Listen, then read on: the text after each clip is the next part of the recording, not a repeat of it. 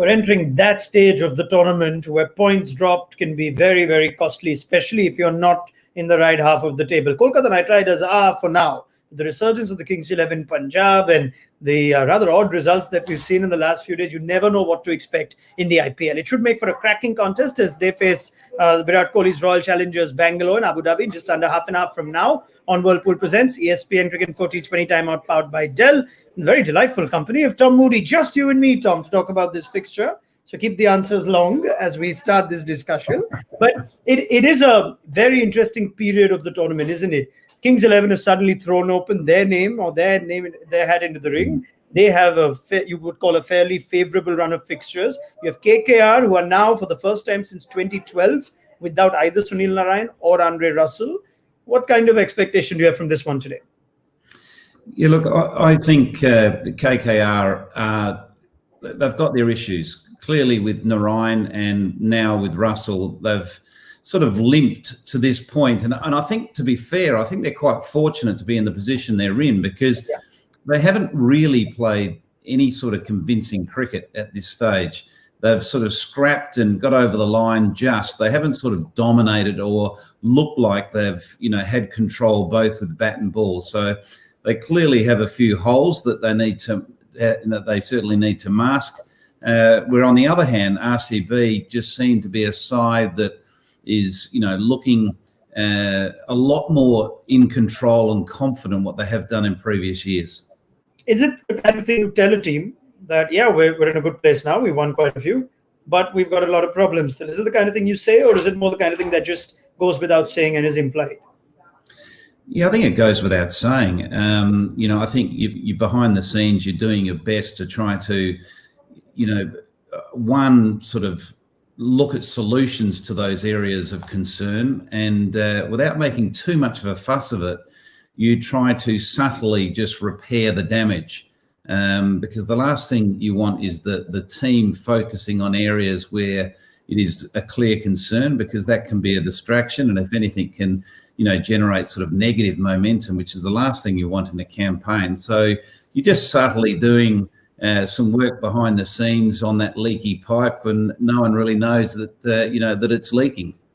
Yep. All right. Now we know something that KKR have finally revealed who they've gotten for Andre Russell. We were wondering whether Russell will indeed play today after the way he completed that game against the Sunrisers Hyderabad on Saturday. They brought back Tom Banton, whose only appearance, funny enough, was against RCB. Made his debut at Sharjah. It was one to forget. KKR went down rather heavily to RCB about 10 days back. But what you do have is Rahul Tripathi as a question mark on where he would bat. And there's one more change. They seem to be moving the Indian seamers around. So Prasidh Krishna comes in for Shivam Mavi. Let's talk about the Tom Banton selection. We hear from Owen Morgan, Tom, that Sunil Narine is not 100% fit. In the absence of Andre Russell, is Banton the right choice? They had Chris Green as an all-round option. Thoughts? Yeah, look, Green for me is more of a bowler that can bat. He'll contribute with a bat. I wouldn't call him a true all-rounder. Banton is your pure batsman. He can keep wicket, but he's not required to do that. I don't dislike that as a selection, because one of the areas where they have had their issues is with the consistency with their batting. So Banton is just going to give them a little bit more sort of strength up front. He's a dynamic player up front. And I don't know whether you've seen much of him, but he's got every shot in the book. So, in a way, let's hope he gets going tonight, because he's a delight to watch. But I can't help but think the sooner they get Narine back into this side, the stronger that KKR are going to look. Yeah, I mean, Tom Banton did play in that series against Australia and build up to this. Didn't quite have the best of form there, but set a big bash alight from his limited appearances. What goes in my mind, Tom, when I look at Kolkata is then you keep shuffling Rahul Tripathi, right? The last time Banton played, he came in the middle order. And you'd think once Sunil Narine is fit or Russell's fit, they'd come in. And again, you'd move Tripathi up. For the sake of keeping your roles for people or for your balance the same, would you have rather played a Chris Green who can then replace Narine or Russell quite straightforwardly whenever they come back? Yeah, that's a good point. That's a good point in that, you ideally at this stage of the tournament and going into the back end of the tournament, it really is important that players understand what their roles are, and you do have that sort of balance in your side that presents the same every game. Green's a very good bowler. He'll bowl the same tough overs that Narayan will bowl. Very different bowlers. Green's more of a conventional spinner, where we know Narayan's got a few more tricks. But he's got a very, very good record in all the franchise cricket that he's played around the globe. He's yet to really, sink his teeth into the IPL, which is the real test for any batsman or bowler. But personally, I think Banton's selection, KKR looks stronger than if Green was in that same position. I guess the other conversation you tend to have is, if I've got Banton, who's a specialist opener, I've got Tripathi, whose best work is done at the top of the order. What decides which one I play in up top and which one I play in the middle? I would be playing the best option up front, and that to me would be Banton. It's unfortunate for Tripathi because, he's showing glimpses of, not brilliance, but he's showing glimpses that he can grab the game by the scruff of the neck. But I think that the reason that KKR bought Banton in the auction was for this very reason. If he does play, he opens the batting and does the damage, particularly in the power play, and hopefully kicks on and really makes some inroads, whether he's setting a total or chasing a total. You don't pick him out of the auction to come in and bat 5 or 6, where he's hardly played any cricket. He's scored the bulk of his runs, and the reason he's caught the attention of franchise cricket around the world is because of what he's done as an opener. But sometimes does it go against you if you, as an opener, get runs in the middle, which Tripathi did in his first game when he was just pushed further and further down. Now Tripathi got a different role. He could play that game, and now you go, damn, now if there is an option, they'll be more inclined to put me down in the middle order than, say, a Tom Banton. Well, to be honest with you, that's not a bad thing. I think it's a really good thing that a player, young or old, has the ability to present and deliver at different positions. Yes, you have your ideal position, and his position may be at the top of the order. But if he's got the ability to adapt and show that he, has got that flexibility in his game to be able to bat 5, 6, or 7, well, it bodes well for his career, because they know that we've got a player that is a positive moving piece within the playing 11, and he's happy to do that, and he shows consistency at those various positions. So when it comes to selection, instead of being that one-trick pony that, well, we can't fit you in at, the opening position, that means we have to leave you out and bring someone else in to fill that position at 6 and 7. You'd much rather be the player that, even though ideally you'd like to open, if it doesn't work for you, at least you're still playing and you're getting a game batting at 6. All right, that's the last bit. I know we've gone on this for a while now, but from your experience, is it more challenging for an overseas player, probably playing in his first IPL, to make the adjustment? We saw RCB do it with Josh Philippe, push him down in the middle, and they ditched that pretty quickly. I can't think of too many other examples, but Tom Banton, as a young player who's playing not in India but in UAE in his first IPL, would it be easier for him therefore to open, and Tripathi, as your Indian player with a little more experience, is the easier bet in the middle? Well, let me put it this way. I think it's a lot easier to open the batting or bat 3 in T20 cricket, period, whether it's the IPL, the Big Bash, or wherever it is. So to me, that's the sweet spot in the batting order, is 1, 2 or 3. And particularly if you're used to batting in that position, it just makes absolute sense that you'd much rather do it. There's no doubt there's a huge amount of expectation and pressure on Banton. But I think he comes across, not that I know him personally, but he comes across, when you listen to him in interviews, as quite a confident, quite laid back type of character that I think will take it in his stride. It's like a lot of young players, that they are particularly deadly when they're not thinking about the consequences of failure. But once they understand what the consequence is of failure, they then find it very difficult to have that consistency in their game. All right. Now, about Andre Russell, I was really hoping Sunil Narine plays today, because then the conversation would have been, is this, in a way, Kolkata's best 11, right? Yeah. In spite of how great Russell is, and there's no denying that. But when a top-class player is just not firing, you're getting to that do-or-die situation pretty quickly. And now Lockie Ferguson's had the kind of impact he's had. Let's assume, that we were having that conversation. Without Andre Russell, could it in some way be a blessing that a Russell who was struggling is now you're not forced to, you're not obliged to play him in the hope of him coming off?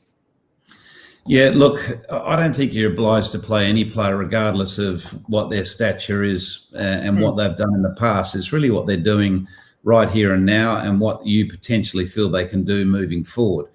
I think this is a blessing in disguise, not so much for KKR, but for Andre Russell, in that he now potentially has a window of, let's say, 7 to 10 days where he can get on top of whatever injuries that is plaguing him, and he can clear his mind. Because it just appears to me, watching him over the last couple of weeks, he's been playing, in matches where he's been asked to perform at 100% when he's only been operating on about 60%.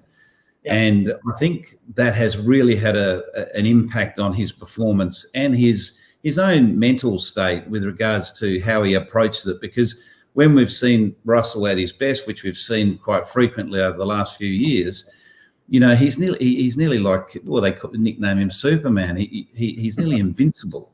And he comes across like, there's no obstacle that can step in his way.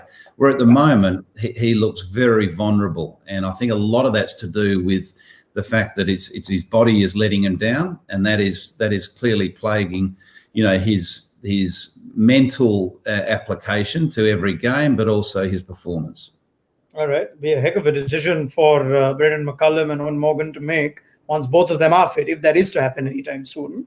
The other overseas players are Pat Cummins, Lockie Ferguson, and captain himself, Eoin Morgan. But let's get to that bridge when we actually get there. Let's cross that bridge when we actually get there. One more change, Tom, that they have made is Prasidh Krishna coming in for Shivam Mavi. Seems like initially we thought they're just balancing Mavi and Nagarkoti. Now it looks like they're sort of rotating them around. I don't know if it's as much about workload, or is it you're not quite sure who your premier Indian seamer is, and now it looks like you've got place for just one.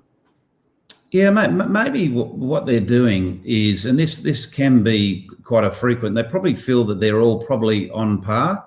Right. And I'm just taking a guess here, but maybe they're just considering that they're all much the same with regards to what they're going to give the playing 11. So let's give each and every one of them a few games, and let's find out which one is the best fit after we've done that, and then be consistent and select that one player for the remaining parts of the tournament. It's a little bit different when you've got one of those that are real standout performances, which I don't think they have. The three pace bowlers in question have all been pretty much the same. If anything, they've been the weak point in the playing 11, or certainly in the bowling side of things. So I think they're feeling their way, seeing who's the one that's going to step up for them. I think today's selection is probably going to tell them that Krishna is the one that they'll probably stick with, because he's got the experience as well. Yeah. I know that you said you're only trying to guess, but is that a practice that you're a fan of? Shivam Mavi was man of the match in the game against Rajasthan, although it seems like an eternity back. What's the best way to identify your best bowler? Give him a long run of games, or keep rotating them one by one? Yeah, it's not ideal rotating, because then you create that uncertainty within the playing squad, where it's sort of you sort of question, well, why have I been left out of this game? Yes, I've had one bad game, but a lot of it will depend on what's communicated to those bowlers. Maybe Brendan McCullum sat down with them and said, look, this is the way we're going to look at it. We're going to give each and every one of you an opportunity, and we're going to review our position midway through this tournament. That may be the case, or it might be the case that they're just, as you said, they might be just rotating them because of workload. They might be concerned with the younger fast bowlers and playing them, a number of games in a row. So they may be just protecting them from a physical standpoint. All right. Now let's go to the RCB team, shall we? I don't think this is all about KKR. It's just that they give us plenty more to talk about with the big man Russell missing. Virat Kohli had that brilliant win on Saturday, courtesy AB de Villiers and the very best of AB de Villiers. So there is just one change from that team that beat the Royals. Shahbaz Ahmed, Tom, who his left-arm spin yielded just 2 overs in his debut game, has been left out, and Mohammad Siraj comes in, who had a decent shift against KKR at Sharjah. Kohli referenced that in the toss, saying he bowled well against KKR last time round. So Seamer comes in for a spinner at Abu Dhabi. Does that to any degree surprise you? It does and it doesn't. And let me explain that. It may be that, which is something we can't really tell from our standpoint, there may be due a factor, and therefore they're probably thinking, is it a risk taking that extra spinner in when there is potential due around, so that the pace bowler is a safer bet? We haven't seen Dew play a major role at this stage in the IPL, so it's hard to understand that. Or again, something we may not understand, there may be an injury to the left arm spinner, and giving Siraj a go in replacing the spinner because of that. All right, fair enough. But that is the RC medium. They're going to have a bowl first, so it's up to AB to chase again. We'll come to that conversation maybe at halftime. But let's just have a little chat on Lockie Ferguson. It's a fascinating story now, isn't it? Waiting out cold on the bench, and he comes and wins a game of his own last time around, single-handedly nearly. You think he's now made a case, regardless of how the next couple of games go, to be Eoin Morgan's go-to man at the top and the tail. What has he brought to this team that a bowling lineup that had Pat Cummins in it still lacked? Well, he's brought strike ability, hasn't he? He's taking wickets. Pat Cummins only take 3 wickets, which is extraordinary. If we were having a chat at the start of the IPL and I said to you, at this stage of the IPL, Pat Cummins would only take 3 wickets, you'd laugh at me. And I think most people would, because one of Pat Cummins' strengths as a bowler is his ability to take wickets, particularly with that new ball. Lockie Ferguson took 2 wickets in his first 8 balls, didn't he, that he bowled? So I think that they're 2 very different bowlers, and they're going to play 2 significant different roles within their lineup. Pat Cummins is always going to be that up-front new ball bowler, trying to take wickets like he has done in the past in that power play phase. And Lockie Ferguson is always going to be the impact bowler in the middle of the innings. So in a way, what we've seen a trend historically in IPL, more so in India, is those middle overs, your spinner plays that role. Where here in the UAE, there's no reason why a Lockie Ferguson, someone that bowls 150 clicks, and he's skiddy, he's unpredictable with his deliveries. He's either bowling it right up into the block hole and trying to blow your foot off, or he's trying to knock your head off your shoulders. So he is a little bit unpredictable, and he can get a number of players, both domestic and international players, a little bit edgy because he has got that pace on his side. I know you said when we were having the Russell conversation, you're not really obliged to play anyone on reputation, but I'm trying to think, Pat Cummins got as many games as he did. If your team allowed you for just one overseas player, because Narayan, Morgan and Russell picked themselves, if you can only play the one outright seamer, there somewhere has the Pat Cummins price tag may oblige you to play him a bit longer. Do you feel in any way that they've delayed Lockie Ferguson coming in and that was a mistake? I think they're 2 different bowlers. That's why they've delayed it. I don't think Lockie Ferguson is the type of bowler that you would back to be bowling those 2 power play overs. Lockie Ferguson's expertise is in the middle and at the end. And that's probably what the delay, the reason they've had the delay. Now, I'm not saying that Lockie Ferguson can't step up and play that role with the new ball and bowl the first and third over of the power play and really build that pressure and hopefully take wickets early on. But Pat Cummins is bred to do that. That is his bread and butter. He's done it successfully in all 3 formats of the game. Yes, he's been slow to get out of the blocks in this IPL. Maybe the expectation of the price tag and performance has just got the better of him. But I still feel, apart from the very first game, even though he hasn't taken wickets, he has suffocated the opposition. He has bowled some very, very tight and good overs without taking wickets.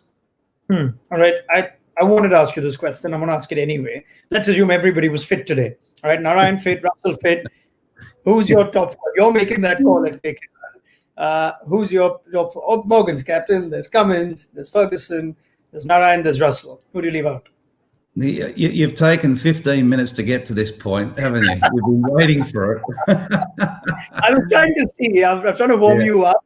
I'm letting you reach that decision. I think it's a decision that should take 15 minutes, don't you? Yeah, maybe 2 hours.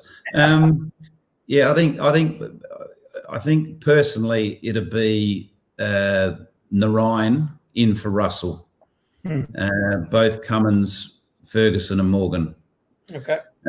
That'd be the 4, I think, on current form and fitness. And the fitness is the big concern for me with Andre Russell.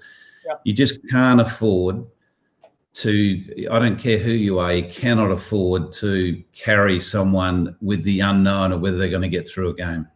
Absolutely. Yep, fair point. And let's hope we see a fully fit Andre Russell at least available for selection. And then, thank heavens, it's not us making that call. So we'll see how KKR react. We've got just enough time for one more conversation that I really wanted your views on. It's Shubman Gill, right? Now, responsibility of being the opening batsman, man of the match in the second game he played this season. So good start of the season. He's gotten to double figures in every game so far except the first. And he gets to that stage of, say, 30, 20. His last 3 innings are 34, 21, 36. And then gets out. Now, what does it take to get to the next level? It takes experience, takes maturity, it takes an understanding of his own game and an understanding of how the opposition are bowling to him.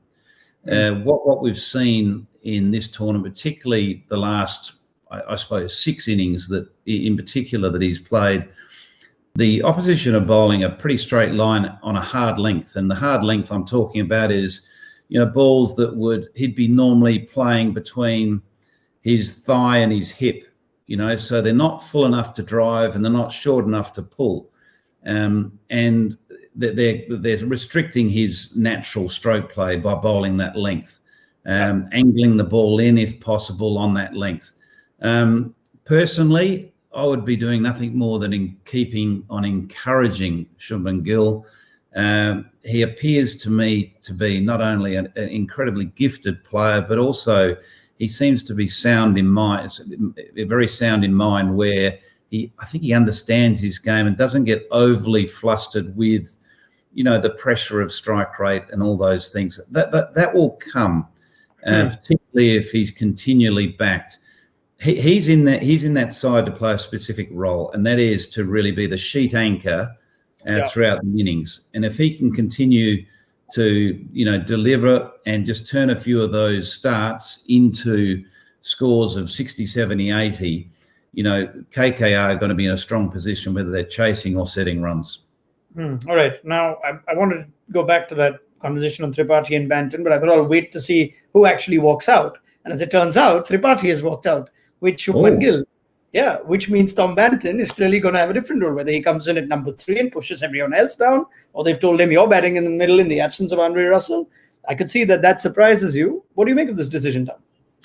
Yeah, it does surprise me. Just on the points that I made earlier, I just think that you've got potentially a world-class opening bat that has, shown enormous potential in franchise cricket outside of obviously the IPL. You specifically target him in the auction as that opener, and to play him down the order just seems a little strange. If he bats 3, well, maybe, that's fine, because, difference between 1, 2 or 3 is not a huge amount. It can be you could be in second ball. But if he's batting down at 5 and 6, it's a bit like Josh Philippe for the RCB at the beginning of the tournament. It's just a fish out of water. He doesn't understand that role. He doesn't understand what's expected of him and how he sort of conducts the tempo of his innings, because it's a real unknown for him. Yeah, if he comes in, we've seen this often with teams that play 3 openers, or rather 3 guys that would like to open, that often you get to open early. But in the event that doesn't happen, or let's say he comes in at 3 regardless, are you worried if that pushes this batting lineup down? If Rana comes 4, Morgan comes 5, Karthik comes 6, in any way, that still sounds okay, doesn't it, as I just say it? Yeah, it does sound okay, particularly given Karthik's found some form as well. And I think, as we've been talking about for weeks, found that his real role is that finisher, and that's where he belongs, and that's where he's such a dangerous player. We only have to cast our minds back to the very first game that KKR played, and Karthik walking in at number 3, we're all sort of scratching our head and thinking, well, we know your captain, but you don't have to run out and bat at 3. Particularly when he's sort of renowned and known as such a special finisher. But now he's settled and he's in that role. I think KKR certainly look a lot more stable as a top order. I'd be surprised if Banton doesn't bat 3. I'd be surprised if they sort of got him in there to replace Russell at 6 or 7. Yeah, what was interesting was even after this change in captaincy and leadership that Karthik still walked in ahead of Eoin Morgan last game. So makes you wonder whose fault it actually was. We give Karthik all this flack and say, oh, what's he doing? This guy shouldn't be doing it. Maybe Morgan's just sending him in front. Anyway, we're out of time, but we should pick up this conversation because there's also Chad and Chris Morris that I'd love to discuss. He's been such a revelation for RCB. You haven't given him many times. So let's pick up that conversation with Tom Moorey. Tom, always a pleasure. Thank you very much. And we'll see you at the innings break on Whirlpool Presents ESPN Cricket for T20 Timeout powered by Dell to see how many Kolkata have gotten what is a big game for them.